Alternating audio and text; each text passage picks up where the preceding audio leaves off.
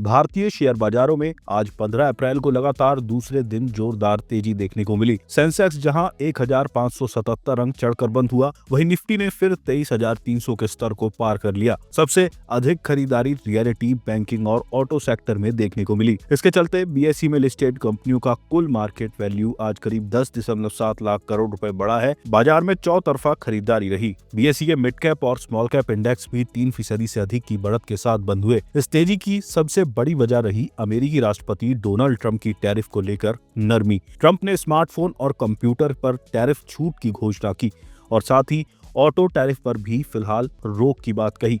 इससे global markets को राहत मिली और भारतीय बाजार ने भी इसे खुले दिल से अपना लिया। कारोबार के अंत में बीएसई सेंसेक्स 1577.63 अंक या 2.10% की तेजी के साथ 76,764.89 के स्तर पर बंद हुआ। वहीं एनएसई का 50 शेयरों वाला इंडेक्स निफ्टी 500 अंक या 2.19% बढ़कर 23,328.55 के स्तर पर बंद हुआ। बीएसई में लिस्टेड कंपनियों का कुल मार्केट कैपिटलाइजेशन आज 15 अप्रैल को बढ़कर 412.29 लाख करोड़ रुपए पर पहुंच गया, जो इसके पिछले कारोबारी दिन यानी शुक्रवार 11 अप्रैल को 401.55 लाख करोड़ रुपए रहा था। इस तरह बीएसई में लिस्टेड कंपनियों का कुल मार्केट कैप आज करीब 10.74 लाख करोड़ रुपए बढ़ा है, या दूसरे शब्दों में कहें तो निवेशकों की संपत्ति में करीब 10.74 लाख करोड़ रुपए का इजाफा हुआ है। बीएसई सेंसेक्स के 30 में से 28 शेयर आज हरे निशान में यानी बढ़त के साथ बंद हुए। इसमें इंडसइंड बैंक के शेयरों में 6.84% की सबसे अधिक तेजी रही। इसके बाद Tata motors, Larsen and Toubro, Axis bank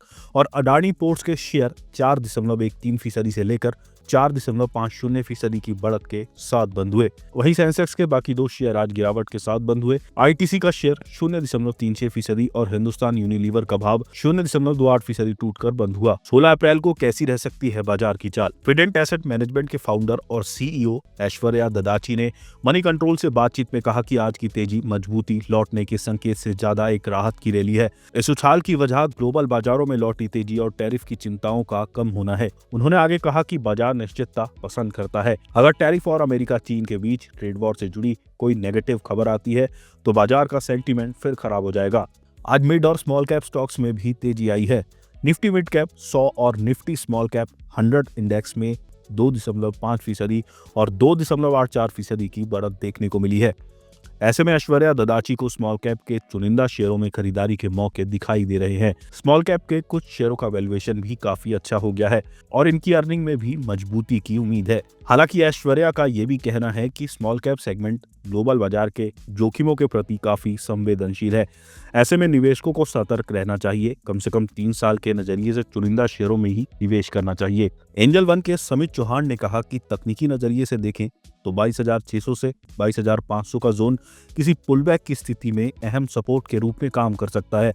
अगर ग्लोबल स्थिति खराब होती है तो 22,200 से 22,000 के जोन में अगला बड़ा सपोर्ट होगा। वहीं ऊपर की ओर 23,000 पर पहला रेजिस्टेंस है। इसके बाद 23,200 से 23,000 के पास अगला बड़ा रेजिस्टेंस है, जो 89 डे एक्सपोनेंशियल मूविंग एवरेज के साथ मेल खाता है।